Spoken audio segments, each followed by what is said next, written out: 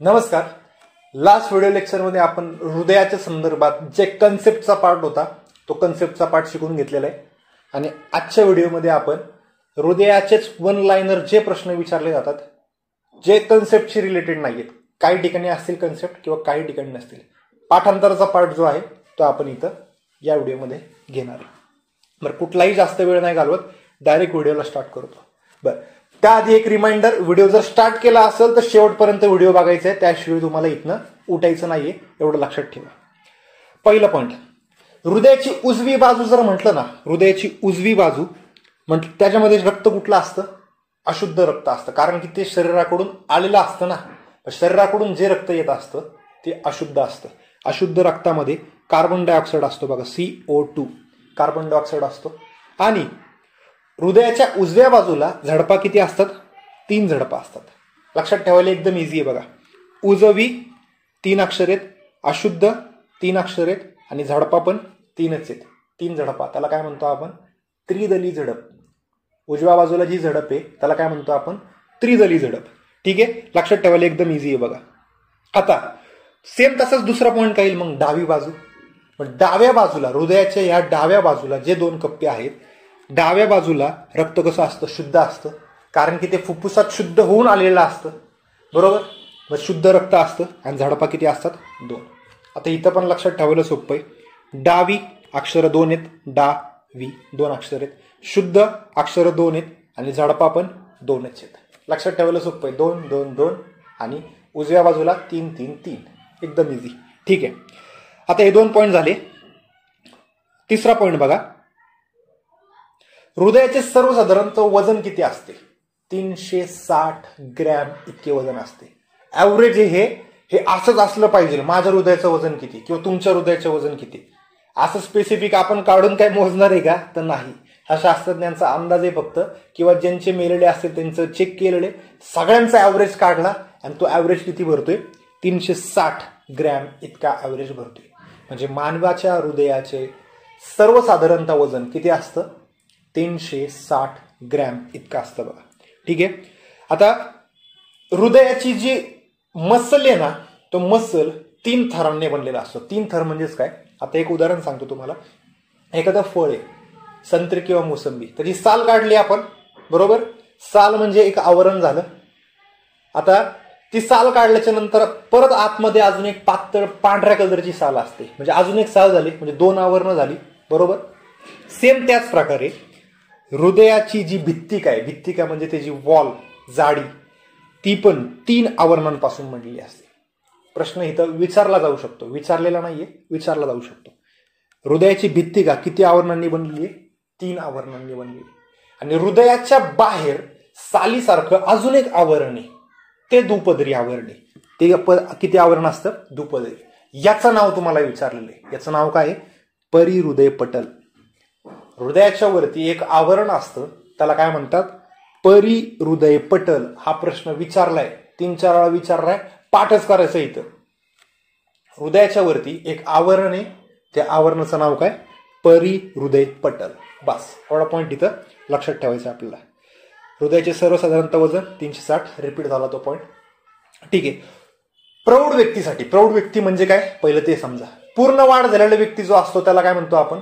प्रौढ व्यक्ती असं म्हणतात. पूर्ण, माझी वाढ पूर्ण झालेली, तुमची वाढ पूर्ण झालेली, म्हणजे प्रौढ व्यक्तीचे सर्वसाधारणतः हृदयाचे ठोके किती असतात? 72 ठोके होतात. किती? 72 ठोके प्रति मिनिट. म्हणजेच 1 मिनिटात किती असतात? 60 सेकंद. 60 सेकंदाला किती ठोके होतात? 72 ठोके एवढे होतात बघा. किती? 72 ठोके. ठीक आहे, 60 सेकंदाला 72 म्हणजे प्रति मिनिट किती? 72. मी असं का लिहिलं तर तुम्हाला नंतर कळेल. आता लहान मुलांसाठी ते ठोके जास्त असतात. का जास्त असतात? आता बघा, तुम्ही 100 मीटरची स्प्रिंट मारली, हृदयाचे ठोके 72 राहणार आहेत का? नाही. 130, 140, 150 पर्यंत हृदयाचे ठोके जातात. 100 मीटरची स्प्रिंट मारल्याच्या नंतर हृदयाचे ठोके वाढतात. सेम तसंच लहान मुलं पण चंचल असतात, सारखे धावपळ करतात. त्यामुळं पण, आणि लहान मुलांचेच म्हणजे त्यांची काय जेनेटिक्स असतील तसे, की लहान मुलांमध्ये हृदयाचे ठोके 100 ते 120 होतात 1 मिनिटात. लहान मुलांचे ठोके किती होतात? 100 ते 120. आता सेम त्याच प्रकारे वृद्ध व्यक्ती, म्हणजे म्हातारे व्यक्ती जे असतील, वृद्ध व्यक्ती ते एकदम शांत असणार, त्यांची हालचाल जास्त असणार आहे का शरीराची? नाही, शांत असणार, एका जागेवरती असणार. त्यांच्यामुळं त्यांच्या हृदयाचे ठोके किती होतं? 50 ते 60. परत एकदा रिपीट करू. प्रौढ व्यक्ती 72, म्हणजे माझी तुमची किती असणार? 72. लहान मुले 100 ते 120 आणि वृद्ध व्यक्ती 50 ते 60. ठीक आहे. आता हा 72 पॉईंट मी इथं घेतो परत. 60 सेकंदात 72 ठोके होतात. 60 सेकंदात किती ठोके? 72. आता तर एक ठोका होण्यासाठी मला किती वेळ लागेल? गणित तुमचं झालं असेल तर एक कॅल्क्युलेशन करता येईल तुम्हाला. 60 गुणिले 1 बरोबर 72 गुणिले x. इथं 60 भागिले 72 बरोबर x. 60 भागिले 72 उत्तर काय ते याचं? 0.8. कॅल्क्युलेटरवर करून बघा. 0.8 म्हणजे एक ठोका होण्यासाठी, हृदयाचा एक ठोका होण्यासाठी किती वेळ लागणार आहे आपल्याला? 0.8 सेकंद एवढा कालावधी लागणार आहे. किती? 0.8 सेकंद. कळला असेल पॉईंट हा? आता तोच पॉईंट मला पुढे घ्यायचा आहे, म्हणून मी तर आधीच कॅल्क्युलेशन करून दाखवलं तुम्हाला. एक ठोका म्हणजेच काय? स्पंदन, त्यालाच मराठीत म्हणतात. होण्यासाठी किती कालावधी लागतो? 0.8 सेकंद इतका कालावधी लागतो. एका मिनिटात किती? म्हणजे 60 सेकंदात किती? 72. तर एक ठोका होण्यासाठी किती? 0.8 सेकंद. आता 10वा पॉईंट. आता तुम्ही गावाकडे जर असाल, गावाकडे राहिला असाल किंवा गावाकडे मोस्टली तुमचे गावाकडचे असणार आहेत, गावाकडे आपण मोटर वापरतो. विहिरीतनं पाणी काढण्यासाठी, कॅनलमधनं पाणी काढण्यासाठी मोटर वापरतो. ती मोटरची पंपिंग क्षमता असते. पंपिंग म्हणजेच ती पाणी ओढून खेचण्याची आणि पुढे ढकलण्याची क्षमता म्हणजेच पंपिंग क्षमता. मग ती 1 HP, 2 HP, 5 HP, 10 HP अशी मोटर असते. जर 3ऱ्या मजल्यापर्यंत पाणी चढवायचं असेल तर 1 HP सफिशियंट असते. 1 HP. मग आपलं हृदय काय करते? रक्त पंप करून शरीरात पाठवते ना. मग हृदयाला पण पंपिंग क्षमता असणार. हृदय पण मोटरप्रमाणे काम करते. आपल्या शरीरातलं मोटर कुठली आहे?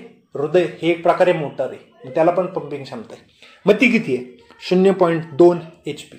हृदयाची पंपिंग क्षमता किती आहे? 0.2 HP. HP म्हणजेच काय?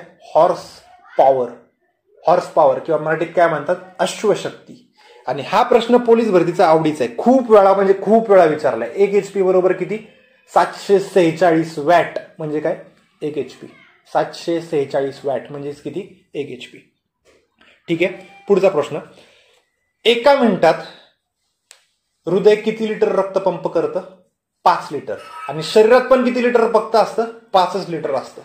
शरीरात पण 5 लिटर आहे आणि एका मिनिटात पण किती करते ते? 5 लिटर रक्त पंप करते. म्हणजे एका मिनिटात पूर्ण एक रक्तची सायकल कम्प्लीट होऊन जाते बघा. ठीक आहे. पुढचा पॉईंट बघा. हृदयातील आवेग म्हणजेच ठोके म्हणजेच स्पंदन म्हणजेच आवेग. एकच अर्थ झाला सगळ्याचा. हृदयातील आवेग उजव्या अलिंदातील SA नोड. मी आता सांगितलं तुम्हाला SA नोड मागच्या व्हिडिओ लेक्चरमध्ये सांगितलेली आहे बघा. लास्टची डायग्राम जी काढली होती ना आपण, त्याच्यावरती मी सांगितलं होतं SA नोड कुठं असतो. आता SA नोड जो आहे ना, तो ठोके तयार करत असतो, इलेक्ट्रिक पल्स तयार करत असतो. तो जर बंद पडला तर आपल्याला पेसमेकर बसवायला लागतो. काय? पेसमेकर. आता पेसमेकर कुठं बसवतात? इथं जे आहे ना, हे हाड जे असतं ना, हे हाड याला कॉलर बोन असं म्हणतो आपण. या कॉलर बोनच्या खाली एक मशीन लावतात आणि त्या मशीन मधनं 2 वायर येतात. एक वायर वरच्या कप्प्यांमध्ये जाते आणि एक वायर खालच्या कप्प्यांमध्ये जाते हृदयाच्या. त्याला काय म्हणतो आपण? पेसमेकर. मग ती मशीन जी आहे, पेसमेकर जे आहे, ते पेसमेकर काय करतं? ठोके तयार करतं. आपण बघूयात. SA नोडचे कार्य जर बंद पडले म्हणजे हृदयाचे ठोके बंद होणार. मग ठोके तयार करण्यासाठी त्या जागेवरती आपण काय लावतो? पेसमेकर लावतो. मग पेसमेकर कुठं लावतात? बघा, हे जे आहे हे काय? पेसमेकर आहे. पेसमेकर याच्यामध्ये निकेल कॅडमियमची बॅटरी असते. आपल्या मोबाईलमध्ये लिथियमची बॅटरी असते. कुठली? लिथियम. LI लिथियमची. हे विचारणार नाहीत, फक्त माहितीसाठी सांगतोय. आणि याच्यामध्ये पण एक बॅटरी असते, ती मोबाईलच्या व्हर्जनपेक्षा पुढची असते. ती म्हणजेच काय? Nickel cadmium. ते कित्येक वर्ष, त्याच्या क्वालिटीवरती डिपेंड, कित्येक वर्ष, 5 वर्ष, 10 वर्ष, 15 वर्ष चार्ज करायची गरज लागत नाही. त्या निकेल कॅडमियम हे पुढचं व्हर्जन आहे आणि ते पॉवर पण कमी घेतं. त्यामुळं निकेल कॅडमियमची बॅटरी याच्यामध्ये वापरलेली असते. हे निकेल कॅडमियम किंवा मोबाईलमध्ये कुठली बॅटरी, लिथियम, हे काही विचारणार नाहीये, हे माहितीसाठी सांगितले फक्त. आता बघा, यातनं एक वायर आली आहे. ही वायर, एक वायर वरच्या कप्प्यात फिक्स केली इथं आणि दुसरी वायर खालच्या कप्प्यात फिक्स केली. हृदयाचे ठोके कसे असतात? लबडब असतात ना, लबडब म्हणजे धक धक, म्हणजे एकदा वरचा ठोका मग खालचा ठोका, वरचा ठोका खालचा ठोका. म्हणून एक ठोका वरचे म्हणून एक वायर वरती, एक ठोका खाली म्हणून एक वायर खाली, असे 2 वायर त्याच्यामध्ये ऍडजस्टमेंट केलेले असतात. आता पेसमेकरचा पार्ट झाला आपला. तर पेसमेकरचा शोध कोणी लावला? पेसमेकरवरती प्रश्न विचारलेले आहेत. मी इथं आता हृदय चॅप्टर जर आपण करतोय, हृदय चॅप्टर जर आपण वाचतोय, शिकतोय, तर आणि त्याच्यामध्ये जर आपण पेसमेकरचा अभ्यास करतोय, तर तुम्हाला एवढं तर सेन्स कळेल ना की प्रश्नच असा विचारलाय, पेसमेकर कोणत्या अवयवाच्या बिघाडाशी संदर्भात आहे, असा प्रश्न विचारलाय पोलीस भरतीला. कशाशी संदर्भात आहे? हृदयाशी संदर्भात आहे. आता एवढं सगळं जर तुम्ही लेक्चर ऐकलं असेल तर 100% तुमचा प्रश्न तिथं बरोबरच येणार आहे. आता एसए नोडचा शोध कोणी लावला? तर रून एल्मक्विस्ट. रून एल्मक्विस्ट या शास्त्रज्ञाने पेसमेकरचा शोध लावलेला आहे. लक्षात ठेवा, विचारलेला नाहीये प्रश्न. जर विचारायचा असेल तर क्वचित, शक्यता एकदम कमी आहे. आतापर्यंत तर नाही विचारला, भविष्यात पण विचारण्याची शक्यता एकदम कमी आहे. रून एल्मक्विस्ट या शास्त्रज्ञाने काय केलेलं आहे? पेसमेकरचा शोध लावलेला आहे. पण त्याने जो शोध लावला ना, तो एकदम निम्न क्वालिटीचा होता. पण पहिला शोध त्यांनी लावला म्हणून त्याला लक्षात ठेवायला लागतं. पण आज जर कुणाच्या हृदयात बिघाड झाली आणि पेसमेकर बसवायची गरज लागली, तर विल्सन ग्रेट बॅच यांनी जे पेसमेकर बनवले ना, ते पेसमेकर सगळ्या जगात वापरतात. म्हणजे सेम तसलंच पेसमेकर सगळ्या जगात वापरतात. पहिला पेसमेकर कोणी बनवला?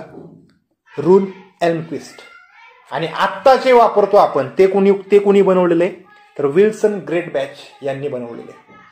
दोन्हीही नावं विचारलेली नाहीयेत, पण पेसमेकरवरती प्रश्न विचारलाय याच्या आधी, म्हणून मी तो पॉइंट फक्त इथं घेतलेला आहे.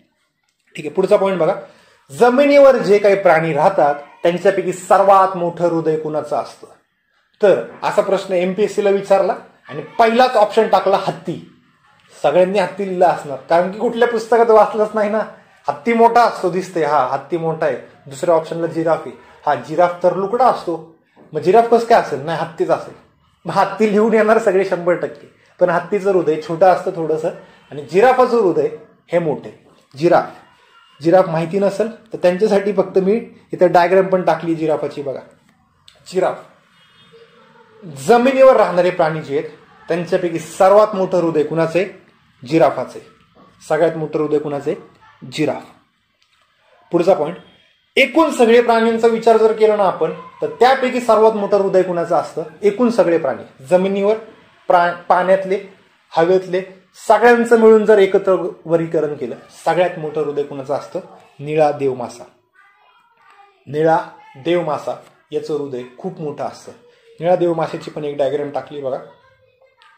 निळा देव मासा असतोच जवळपास एक 30-35 मीटर पर्यंत असतो बघा, जवळपास 50 मीटर पर्यंत पण असेल. एक्झॅक्ट आकडा नाही माहिती मला. तुम्ही 8 मीटरचा गोळा टाकतो आपण, 8.5 मीटरचा, त्याच्या 4-5 पटीने तो मोठा, त्याची लांबी तेवढी असते. मग त्याचं हृदय केवढं असेल? हृदयाची हाईट मी एकदा गुगलवर सर्च केली होती, हाईटच त्याची 6 फुटाची हाईट असते. म्हणजे माझी हाईट 6 फूट आहे, तर 6 माझ्या हाईट एवढं त्याचं हृदयच असतं फक्त. म्हणजे एवढा मोठा मासा आहे तो. ठीक आहे, पुढचा पॉइंट, हृदयाच्या आवाजाची तीव्रता किती असते? आता आवाज, हृदय जे आहे ना ते आवाज करतोय ना, शांत बसलो आपण, हृदयाचा आवाज येतो ठक ठक ठक ठक, तर ते किती आवाज? 15 डेसिबल. आणि डेसिबल हे एकक पण विचारले फिजिक्समध्ये तुम्हालाच, पोलीस भरतीलाच. फिजिक्समध्ये आपण ज्यावेळेस ध्वनी चॅप्टर बघणार आहे आपण, त्याच्यामध्ये हा पॉइंट येईल. ध्वनीचं एकक काय? ध्वनीची तीव्रता मोजण्याचं एकक काय आहे? तर डेसिबल. आणि डेसिबल लिहिताना असंच लिहितात, स्मॉल डी कॅपिटल बी, डेसिबल. हृदयाच्या आवाजाची तीव्रता किती आहे?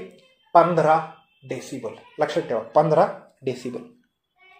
बर, हा पॉइंट आहे ना, मी थोडासा अजून एक्सप्लेन करतो तुम्हाला. हे 2 पॉइंट. जमिनीवर राहणाऱ्या प्राण्यांपैकी सर्वात मोठा प्राणी, प्रश्न बदललाय मी, हृदयाचं बोलत नाहीये मी. सर्वात मोठा प्राणी जमिनीवरचा हत्ती. कोण आहे? हत्ती. सर्वात मोठा प्राणी जमिनीवर हत्ती. सर्वात मोठं हृदय जमिनीवर जिराफ. सर्वात मोठं हृदय जमिनीवरती जिराफ. कळला असेल पॉइंट. आता ओव्हरऑल घेऊ. सगळ्यात मोठं हृदय निळादेव मासा, म्हणजेच त्याला ब्लू व्हेल म्हणतो आपण, निळादेव मासा. किंवा सगळ्यात मोठा सस्तन प्राणी तरी पण निळादेव मासा. तो मोठाच आहे ना, निळादेव मासा. सगळ्यात मोठं हृदय पण निळादेव मासा, सगळ्यात मोठा प्राणी पण निळादेव मासा. आणि जमिनीवर उल्लेख केला तर उत्तर बदलतात. जमिनीवर सर्वात मोठं हृदय जिराफ, जमिनीवर सर्वात मोठा प्राणी हत्ती. लक्षात ठेवायचं एवढा पॉइंट. ठीक आहे. पुढचा पॉइंट बघा. हृदयाचे महत्वाचं कार्य काय? काय कार्य काय हृदयाचं? तर संपूर्ण शरीराला शुद्ध रक्ताचा पुरवठा करणे. शुद्ध म्हणजेच काय? ऑक्सिजन युक्त. कार्बन डायऑक्साईड काढून टाकणारे फुफ्फुसात शुद्ध होतं. फुफ्फुसाचं कार्य काय? रक्त शुद्ध करणे. फुफ्फुसाचं कार्य काय? रक्त शुद्ध करणे. मी रिपीट करतोय ना, ज्या अर्थी तिथं प्रश्न विचारलाय म्हणून मी रिपीट करतोय. या दोन्ही फुफ्फुसाचं कार्य काय? रक्त शुद्ध करणे. आणि हृदयाचं कार्य काय? शुद्ध रक्ताचा पुरवठा करणे. लक्षात ठेवा. हृदयाचं कार्य काय? शुद्ध रक्ताचा पुरवठा करणे हे हृदयाचं कार्य आहे. ठीक आहे. पुढचा पॉइंट बघा. हृदयाचे ठोके तपासण्यासाठी डॉक्टरकडे गेलो ना आपण, ते डॉक्टर काहीतरी इथे लावतात. त्याला काय म्हणतो आपण? स्टेथोस्कोप. काय म्हणतात त्याला? स्टेथोस्कोप. बरं, पाहिलं नसेल कुणी तर मी त्याची पण डायग्राम इथे टाकलेली आहे बघा. स्टेथोस्कोप डॉक्टरच्या गळ्यात कंटिन्यू असतं बघा ते. आणि ते हेडफोन सारखं लावल्यानंतर आणि हा पार्ट आपल्या छातीवरती लावल्यानंतर हृदयाचे ठोके ऐकू येतात. त्याला काय म्हणतो आपण? स्टेथोस्कोप. हा प्रश्न खूप वेळा विचारलेला आहे. स्टेथोस्कोप. स्टेथोस्कोपवरती 2 प्रश्न विचारतात. हा पहिला प्रश्न झाला की हृदयाचे ठोके तपासण्यासाठी काय वापरतात? स्टेथोस्कोप वापरतात. काय वापरतात? स्टेथोस्कोप. हा प्रश्न विचारला. आणि स्टेथोस्कोपचा शोध कोणी लावला? तर रेने लेनिक. कोण? रेने लेनिक यांनी शोध लावलेला आहे. रेने लेनिक यांनी स्टेथोस्कोपचा शोध लावलेला आहे. हे 2 प्रश्न स्टेथोस्कोपवरती बऱ्याच वेळा विचारलेले आहेत बघा. लक्षात ठेवा पॉईंट आहे. 30 पॉईंट आहेत, 21 झालेत. 22वा पॉईंट बघा आता.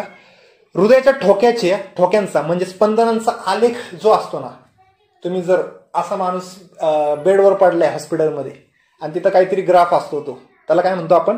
ECG, इलेक्ट्रोकार्डिओग्राफ. फुल फॉर्म काय त्याचा? इलेक्ट्रोकार्डिओग्राफ. आता हे जे आहे, हृदयाचे ठोके ज्या वेळेस होतात, झुप लगेच वर जाणार. ते असं चाललंय ते नॉर्मल, हृदयाचा ठोका झाला लगेच वर जाणार. नॉर्मल चाललंय, हृदयाचा ठोका झाला डायरेक्ट वर गेलं. आता हृदयाचे ठोके जर बंद पडले तर ही लाईन काय होईल? डायरेक्ट आडवी. बरोबर ना? ती लाईन काय होणार? डायरेक्ट आडवी होणार. मग डॉक्टर बाहेर येतात आणि सगळ्या नातेवाईकांना सांगतात की द पेशंट इज नो मोर.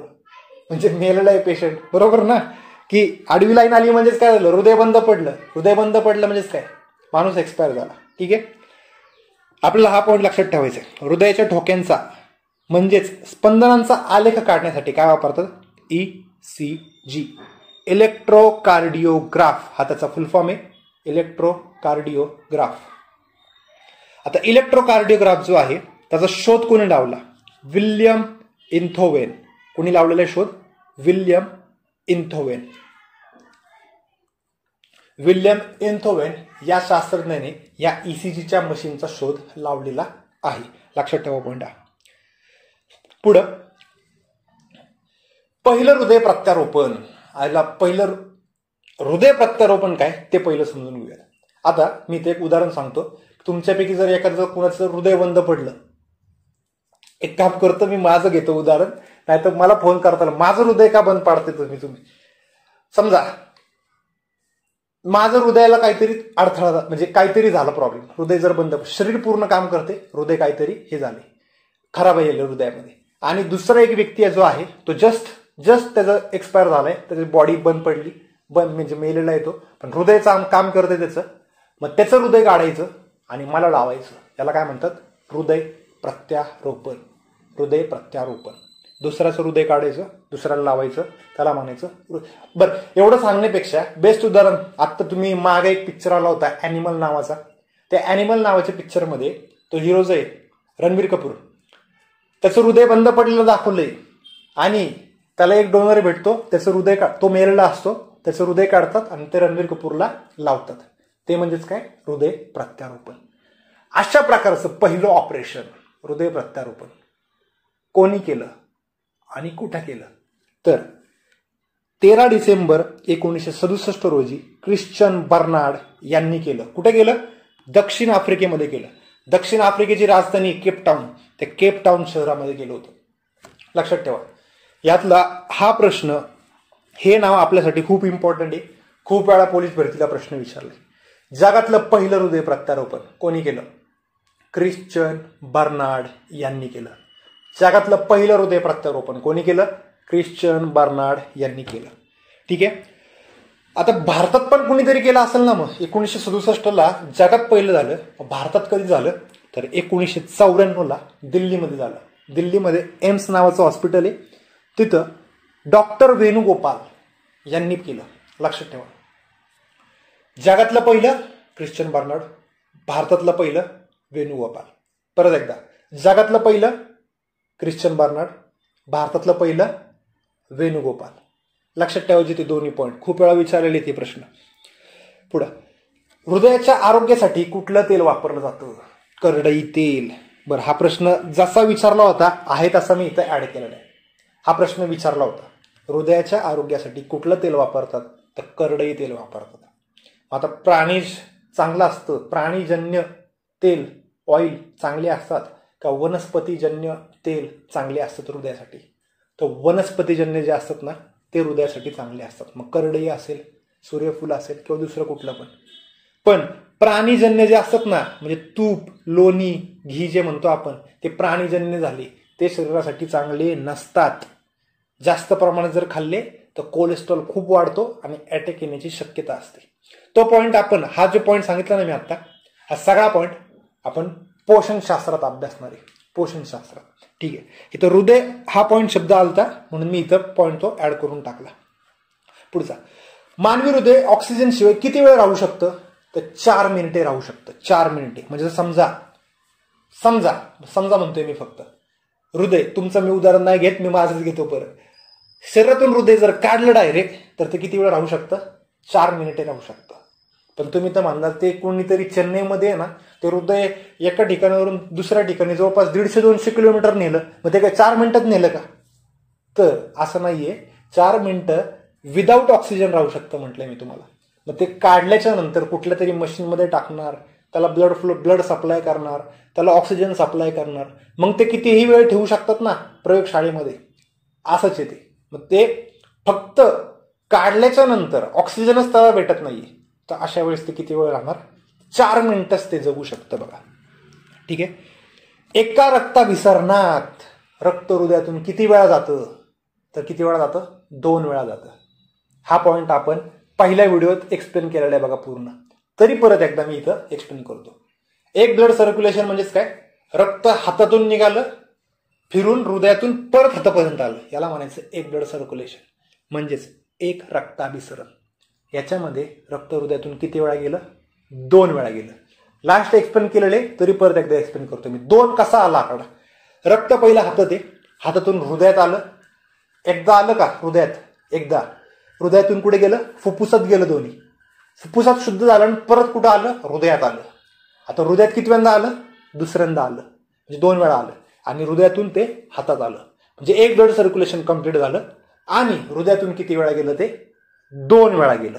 हृदयातून रक्त किती वेळा गेलं? 2 वेळा. म्हणून उत्तर काय याचं? 2दा.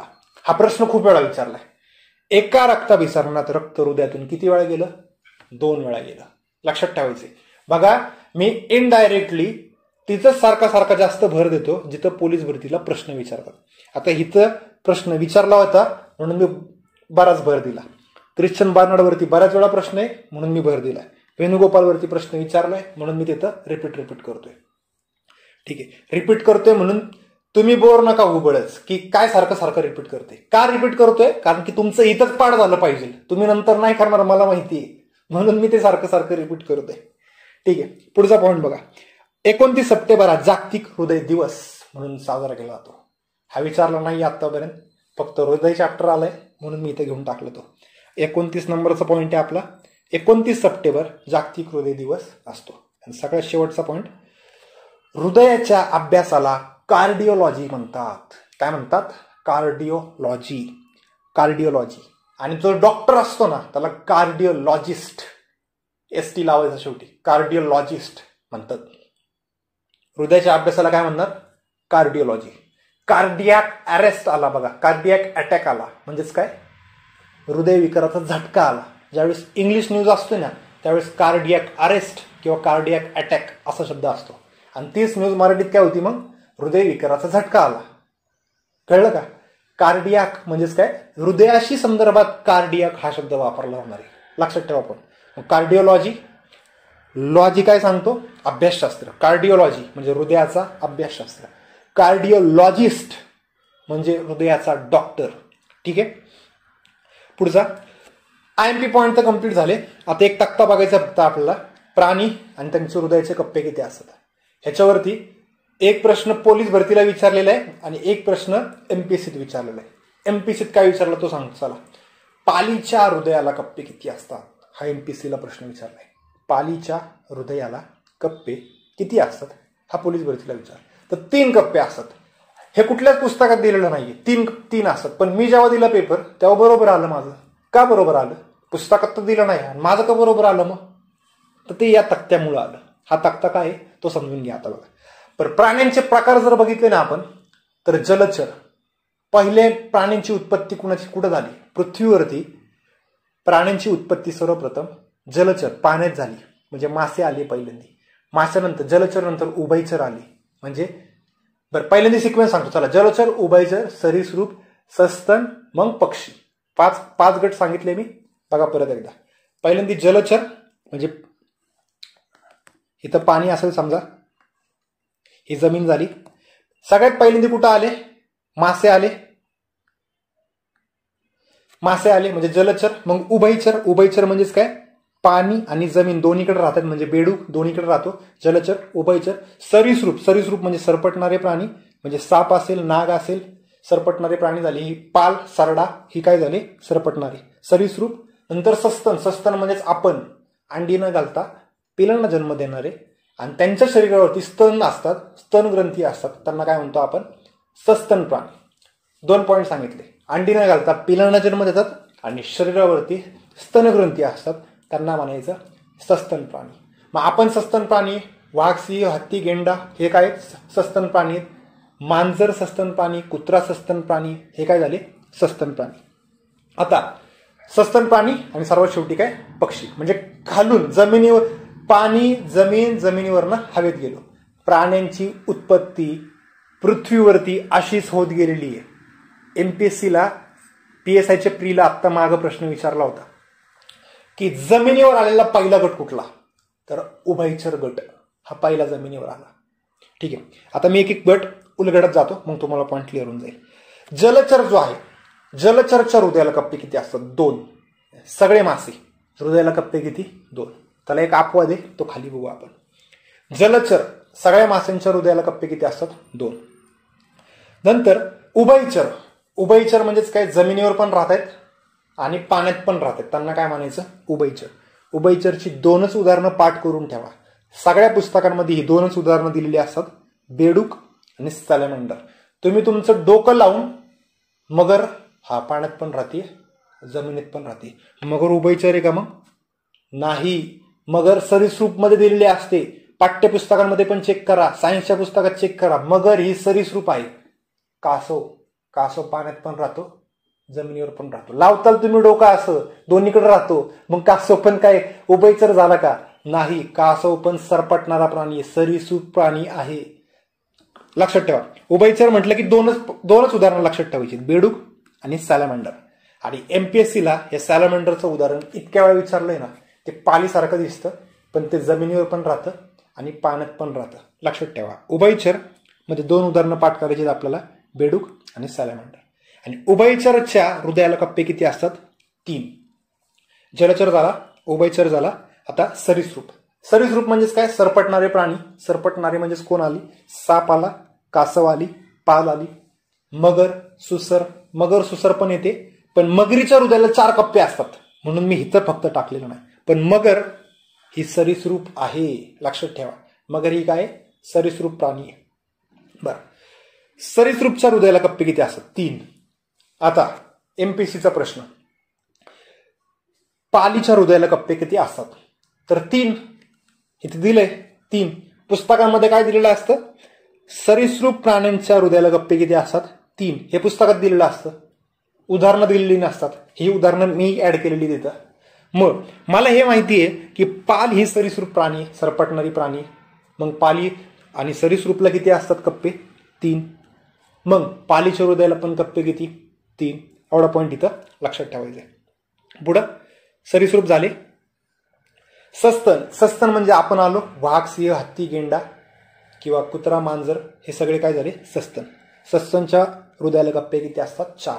म्हणजे आपल्या हृदयाला कप्पे किती आहेत? 4. मग वाघ, सिंह, हत्ती, माणूस हे पाठ करायची गरज नाहीये बघा. हे पाठ करायचं आपल्याला इथं, हे पाठ करायचे इथं, हे पाठ नाही करायचं आपल्याला. ठीक आहे. सस्तन म्हटलं तर काय? 4. आणि सर्वात शेवटी पक्षी. पक्ष्यांच्या हृदयाला पण कप्पे किती असतात? 4. मग कावळा, चिमणी, घुबड, तुमच्या डोक्यात जे जे कुठले पक्षी येतील ना, सगळ्यांच्या हृदयाला कप्पे किती असणार? 4 कप्पे असणार आहे. प्राण्यांचं वर्गीकरण या 5 गटात केलं जातं. 5 गट. हे 5 गट म्हणजे समपृष्ठरज्जू म्हणजे पाठीचा कणा असणारे प्राणी जे आहेत त्यांच्यामध्ये हे 5 गट केले जातात. हे 5 गट आपल्याला पाठ असले पाहिजेत. परत एकदा करूया आपण. जलचर, उभयचर, सरीसृप, सस्तन, पक्षी. आता परत एकदा रिपीट करा. पाण्यात यायचं, पाण्यावरनं पाणी, जमीन, मग फक्त जमीन, मग जमीन, मग नंतर हवेत. परत एकदा. जलचर, उभयचर, सरीसृप, सस्तन आणि पक्षी. एकदा लास्ट. जलचर, उभयचर, सरीसृप, सस्तन आणि पक्षी. कळलं असेल पॉईंट. आता हृदयाचे कप्पे पण पाठ करायचे. कसे करायचे? 2, 3, 3, 4, 4. लक्षात ठेवायला सोपं आहे. 2, 3, 3, 4, 4. एक वाढवत गेलाय फक्त. इथं 3, 3 कॉपी झाला आणि इथं 4, 4 कॉपी झाला. पाठ करण्यासारखं जास्त काहीच नाहीये त्याच्यामध्ये. आणि सर्वात शेवटी जो गटात नाहीये ऍक्च्युली, पण पोलीस भरतीला विचारलाय, झुरळाच्या हृदयाला कप्पे किती असतात? तर 13 कप्पे असतात. झुरळाच्या हृदयाला कप्पे किती असतात? तर 13 कप्पे असतात. हा पोलीस भरतीला प्रश्न विचारलेला आहे. ठीक आहे. आता ऍडिशनल पॉइंट सांगतो बघा मी तुम्हाला. पृथ्वीवरती सजीव सृष्टीचा जो पहिला उदय झालेला आहे म्हणजे प्राण्यांचा, तो पहिला कुठे झाला?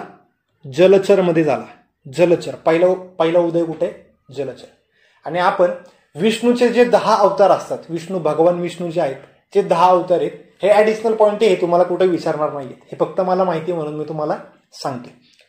विष्णूच्या 10 अवतारामध्ये पहिला अवतार जो आहे ना, तो मत्स्य म्हणजे माशाचा अवतार घेतलेला आहे विष्णूने. दुसरा जो अवतार आहे ना, तो कासवाचा अवतार घेतलेला आहे. कासव म्हणजे कशात गेला? सरीसृप प्राण्यात गेला. आणि तिसरा अवतार जो घेतलेला ना, तो वराह म्हणजे डुक्कर. वराहच्या अवतारामध्ये विष्णू आला होता. म्हणजेच सस्तन. डुक्कर कशात गेलं? सस्तन. म्हणजे विष्णूचे अवतार पण त्याच प्रकारे तिथे इव्होल्युशन झालेले आहेत बघा, दिसतात बघा आपल्याला. म्हणजे पहिलं जलचर मध्ये आला, मग सरीसृप मध्ये, मग सस्तन मध्ये. उभयचर मध्ये फक्त नाही आलेला. मग पुढचे सस्तन प्राण्यांमध्येच म्हणजे माणूस म्हणूनच जन्म घेतलेला दिसतो त्याच्यामध्ये. ठीक आहे. हा ऍडिशनल पार्ट झाला. हा काही विचारणार नाही तुम्हाला. मी फक्त मला माहिती म्हणून तुम्हाला इथं सांगितलेलं आहे. ऍक्च्युअल मध्ये हृदय टॉपिक कम्प्लीट झालेलं आहे आपल्या इथं. तुम्हाला जर समजत असेल, व्यवस्थित समजला असेल, तर बिंदास मला मेसेज करून तुमच्या ज्या काही प्रतिक्रिया असतील त्या मेसेज थ्रू मला कळवा. आणि डाऊट जरी कुठले असतील तरी ते डाऊट सुद्धा मला सगळे मेसेज थ्रू मला सगळे ते कळवा. डाऊट्स असतील तर ते मी 100% तुमचे तिथे डाऊट्स क्लिअर करून टाकेल. ठीक आहे. या व्हिडिओमध्ये आपण इथंच थांबूयात. नेक्स्ट व्हिडिओमध्ये आपण रक्तवाहिन्या हा टॉपिक बघणार आहे. ठीक आहे. थँक्यू.